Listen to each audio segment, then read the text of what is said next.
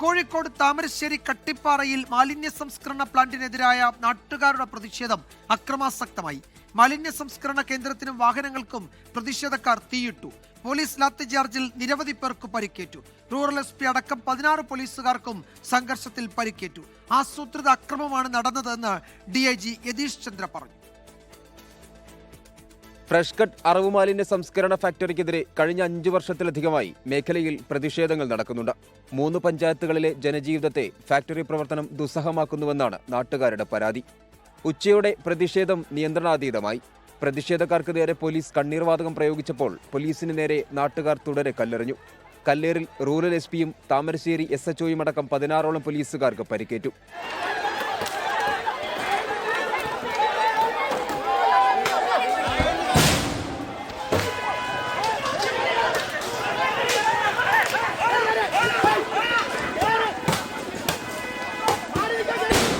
സംഘർഷം ആസൂത്രിതമെന്ന് DIG യതീഷ് ചന്ദ്ര പറഞ്ഞു.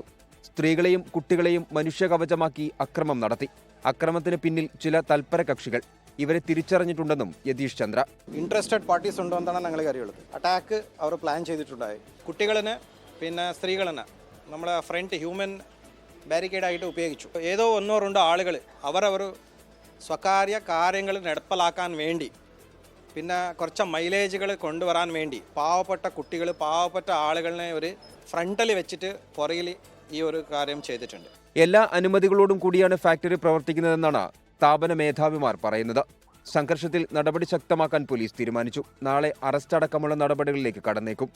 24 കോഴിക്കോട്. ലോകത്തെവിടെയായാലും ഏത് സമയത്തും 24 വാർത്തകളും ഓഗ്മെന്റഡ് റിയാലിറ്റി പാക്കേജുകളും എക്സ്പ്ലെയിനറുകളും വിശദമായി കാണാൻ ഞങ്ങളുടെ YouTube ചാനൽ നിങ്ങൾക്ക് സബ്സ്ക്രൈബ് ചെയ്യാം.